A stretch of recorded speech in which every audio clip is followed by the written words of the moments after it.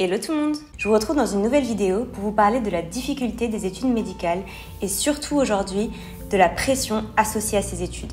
Même si je vous en ai déjà un petit peu parlé, j'aimerais approfondir un petit peu ce sujet-là et aborder avec vous les points qui me semblent essentiels à savoir avant de se lancer dans des études de médecine. Premier point que j'aimerais aborder, la compétition. Les études de médecine, c'est de la compétition du début à la fin, que ça soit la première année, même si maintenant c'est plus vraiment un concours. Il y a quand même de la compétition, vous me direz ce que vous en pensez si vous êtes en passe. Mais voilà, il faut toujours être meilleur que les autres, on ne peut pas s'empêcher de se comparer tout le temps en fonction de nos classements, de nos notes et de notre temps de travail aussi. Il y a quelque chose que je trouve très malsain en médecine, quand on va discuter avec les gens, c'est qu'on va toujours se comparer en fonction de leur discours. Et parfois, c'est vrai qu'il y a des gens qui vont essayer de vous faire un peu culpabiliser ou alors de vous faire vous reposer un peu sur vos acquis pour vous pousser un peu à moins travailler. Je vais vous donner un exemple que j'ai vraiment constaté en première année de médecine et là durant l'externat, c'est qu'on a souvent tendance, en parlant avec les autres, à dire « Ah non, mais là... moi, en ce moment, je travaille pas du tout, franchement, j'arrive pas du tout à m'y mettre. » Alors que c'est pas forcément vrai, parfois on travaille juste pas forcément comme on aimerait, on n'a peut-être pas travaillé assez par rapport à ce qu'on voudrait faire, mais on travaille toujours. Et parfois, certaines personnes vont vous dire « Ah non, mais moi, j'ai pas du tout travaillé », pour que vous déculpabilisiez et qu'après, inconsciemment, vous en fassiez moins en vous disant « Non, mais ça va, du coup, j'ai un peu d'avance par rapport aux autres ».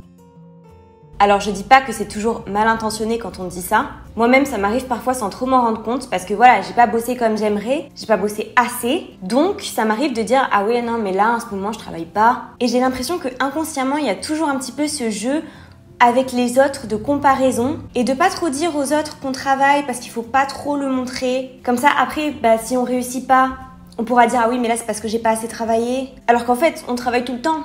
Enfin ouais, c'est qu'un exemple parmi d'autres, mais c'est vrai que ces derniers temps, je m'en suis rendu compte parce qu'en première année de médecine, j'avais constaté ça et là, j'ai l'impression que plus j'avance dans l'externat, plus on retrouve cet esprit de compétition parce que forcément, à la fin, il y a un concours et plus on retrouve encore ces petites choses un peu malsaines de comparaison sans cesse avec les autres. Donc, il y a cette compétition avec les autres, avec soi, se pousser à toujours devoir faire mieux. C'est bien, hein, ça booste pour travailler, mais trop de comparaison, trop de compétition, c'est vraiment très malsain et ça met une pression, une charge mentale qui est très conséquente. Et il faut en avoir conscience. Cet esprit de compétition et tous les aspects négatifs qui vont avec, on le retrouve pas seulement en première année, mais aussi dans la suite, notamment à l'externat. Et au-delà de la compétition qu'on se crée soi-même, il y a aussi la fac qui parfois participe à créer cette compétition et cette comparaison. Moi, par exemple, dans ma fac,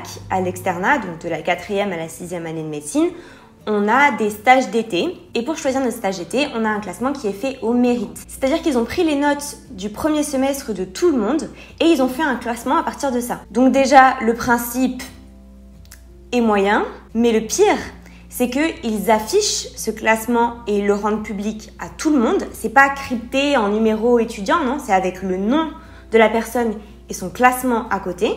Et le pire, c'était l'année dernière, je crois, quand il n'y avait pas encore la période du Covid, ils avaient fait un classement selon les notes de 3e année. Donc toute la promo était classée en fonction de leurs notes de l'année précédente. Et pour choisir son option de l'année à venir, on devait faire en fonction du classement et prendre ce qui reste si on est dans les derniers. Et ce choix-là, il s'est fait en amphithéâtre. C'est-à-dire que les personnes étaient appelées dans l'ordre de la liste devant tout le monde. Donc c'est-à-dire que toute la promo savait ton classement et quelle option tu allais choisir devant tout le monde, savoir si tu étais dans les premiers ou dans les derniers, histoire de bien enfoncer le clou.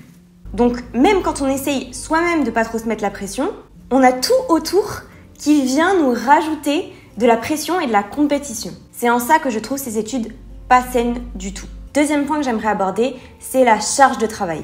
C'est vrai qu'on me demande souvent, toi tu travailles combien d'heures par jour, combien de cours tu vois, etc., etc. Sauf qu'en fait, je sais jamais trop quoi vous répondre parce qu'en fait, on travaille tout le temps. Je vous parle pas de la 2e et de la 3e année qui, encore une fois, sont des années un peu à part, qui sont plus tranquilles. Donc voilà, je vous parle pas de ça, mais je vous parle par exemple de la première année de médecine et ensuite 4e, 5e, 6e année. Vraiment, je peux pas vous dire je travaille de telle heure à telle heure, je travaille 4 heures, 5 heures, 6 heures, 10 heures, j'en sais rien en fait. Parce que dès qu'on a du temps, on travaille. C'est hyper triste dit comme ça et je pense que ça fait très peur, Je vous rassure, en fait, on est habitué, on se rend pas tellement compte, mais je pense que la vraie question, c'est plutôt quand est-ce que tu ne travailles pas? Et je trouve que c'est très dur de s'accorder du temps. Quand on est en médecine, ça rejoint un troisième point que j'aimerais aborder, c'est que on culpabilise dès qu'on fait autre chose que travailler. On se dit ouais mais là tu vois si je prends 1 heure, 2 heures pour faire du sport, peut-être que je vais perdre trop de temps et que les autres vont être plus forts que moi parce qu'ils auront plus travaillé. Peut-être que si là je prends un week-end de vacances ou une semaine de vacances, c'est beaucoup trop de retard que je vais accumuler. Donc en fait je peux pas me le permettre. Alors je vais rester chez moi et je vais travailler. Il y a toujours des gens qui arrivent très bien à gérer ça, à être équilibrés, à avoir leur temps de travail, leur temps de pause, temps de vacances, et qui arrivent parfaitement à être équilibrés avec tout ça. Mais moi personnellement, et je pense que c'est le cas de beaucoup de personnes en médecine, je trouve ça très dur d'arriver à trouver cet équilibre, d'arriver à se dire ok là j'ai bien travaillé, je mérite de prendre mon week-end, je mérite de prendre des vacances, de faire autre chose. Moi en tout cas je peux pas m'empêcher de culpabiliser toujours un peu de ne pas autant travailler qu'il faudrait. Mais encore une fois, tout est lié.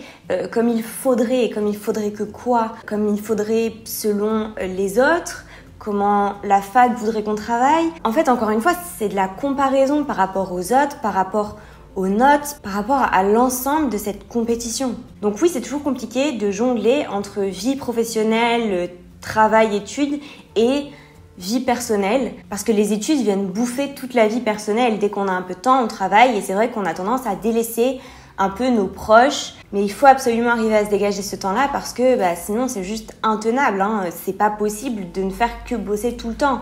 Il y en a peut-être qui y arrivent, mais honnêtement, on n'est pas des robots, on n'est pas des machines. Il faut arriver à s'octroyer du temps pour sa vie à côté et arriver à se construire en dehors de ses études. Ensuite, toujours en lien avec ce qu'on vient de dire, je voudrais aborder le rythme, la qualité de vie à côté des études. Je vais parler un petit peu plus précisément de l'externat parce que c'est là où j'en suis actuellement dans mes études. Si on prend par exemple un externe, il va en stage le matin, parfois jusqu'à 13-14 heures si c'est pas toute la journée. Mais en admettant que ce soit que le matin, il va en stage et ensuite l'après-midi, il doit travailler. Et le soir, des fois il y a des conférences, des fois non, mais dans tous les cas il faut travailler et on se couche très tard. Donc en gros, on se lève très tôt, on se couche très tard. Au niveau des rythmes de sommeil, c'est assez catastrophique. On a quand même rarement le temps de passer 1 heure en cuisine pour se préparer un bon petit plat. Et le sport, chacun gère son emploi du temps à sa façon. C'est aussi l'avantage du fait d'être à la fac, donc c'est assez flexible quand même si c'est vrai que y a quand même le stage qui fait qu'on doit souvent se lever très tôt et on perd aussi une partie de la journée pour travailler. Donc il faut aussi compenser sur le reste. Mais voilà, comme je vous le disais, on a quand même très peu de temps pour nous, pour notre vie personnelle. Si vous avez une grande passion dans la vie qui vous prend beaucoup de temps, je trouve ça compliqué d'arriver à gérer entre les deux. La médecine s'accapare une énorme partie de notre temps et de nos pensées, vu qu'après on culpabilise si on fait autre chose. Et ensuite, dernier point que j'aimerais aborder, c'est par rapport à l'hôpital et par exemple les visites professorales. Pour ceux qui ne connaissent pas, quand on est à l'hôpital, souvent le matin, dans un service classique, il y a le passage des médecins qui normalement passent voir tous les patients de toutes les chambres et c'est ce qu'on appelle la visite. Et ce sont les externes qui, la plupart du temps, présentent le cas des patients au chef de service, chef de clinique, peu importe qui fait la visite, mais un chef. Et des fois, ça se passe pas toujours très bien, ils sont pas toujours très tendres, et il est vrai qu'on se prend parfois des tirs en visite, et donc on va se sentir hyper nul, comme si on n'avait rien à faire là parce qu'on est vraiment incompétent, ou même parfois ils ont pas forcément dit quelque chose de vraiment méchant, de vraiment péjoratif, mais parfois, une simple petite remarque, une attitude peut vous rabaisser et vous faire totalement perdre confiance en vous. Donc, il faut arriver pendant l'externat à se créer une carapace et il faut arriver à se dire que tout ce qui sort de leur bouche n'est pas une parole divine et ne doit pas vous faire perdre confiance en vous. Parce que oui, peut-être que à ce moment-là, sur cette pathologie-là, sur ce cas-là, vous étiez un peu moins calé, un peu moins bon que d'habitude. Mais ça arrive à tout le monde. Donc, il faut surtout pas se laisser dévaloriser au point d'être complètement dégoûté après. Et malheureusement, ça arrive très souvent. Je pense qu'à des degrés différents, pas toujours, encore une fois, quelque chose de très très méchant ou de vraiment cassant, mais je pense qu'on a tous au moins été une fois, pendant l'externat, confrontés à des chefs qui vont nous faire perdre confiance en nous et nous faire au moins juste une petite réflexion qui va nous blesser et nous faire nous sentir nuls. Moi, je me rappelle une fois à une visite, parce que ce que je n'ai pas dit aussi, c'est que pendant les visites, il y a donc l'externe qui présente, le chef, mais il y a aussi tous les autres externes du service, plus les internes, enfin bref, il y a beaucoup de monde quoi. Donc la personne qui présente, elle est au milieu de tout le monde, elle parle comme ça devant tout le monde de son cas, et tout le monde est en train de juger sa performance. Donc si en plus le chef fait une remarque négative, une critique, ou même a des propos carrément dévalorisants, eh ben c'est tout le monde qui profite du spectacle. Donc ça peut être très vite humiliant. Et donc j'allais vous raconter que moi je me souviens qu'une fois à une visite, il y avait un externe qui avait présenté et le chef lui a carrément dit « Mais qu'est-ce que tu fous en médecine si c'est pour me dire des choses aussi nulles ?» Attention, encore une fois, ce n'est pas partout pareil, ça ne se passe pas toujours comme ça, mais ça arrive et je pense qu'il faut le savoir. En tant qu'externe, on se fait souvent un peu bouffer par tout le monde, on peut se faire rabaisser assez facilement. Surtout qu'on essaye de bien faire, mais parfois, on n'a pas les connaissances qu'il faut pour faire exactement comme ils attendent. Et ce qui est compliqué aussi, c'est que si on n'ose pas trop faire grand-chose, on nous reproche de rien faire.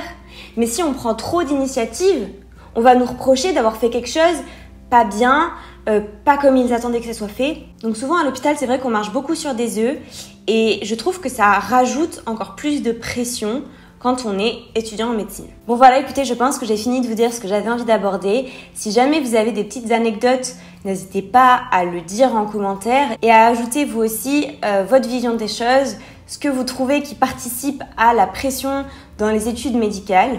Ça m'intéresserait beaucoup d'avoir votre point de vue, peu importe dans quelle année vous êtes. C'est toujours sympa d'échanger nos expériences et j'espère qu'en tout cas la mienne peut vous aider dans votre découverte des études médicales. Évidemment, je ne cherche pas du tout à vous dégoûter, mais il faut bien parler aussi des choses qui ne vont pas. Donc n'hésitez pas à me dire si ça vous a plu et ce que vous avez envie de voir dans une prochaine vidéo. Et sinon, je vous dis à bientôt dans une prochaine vidéo.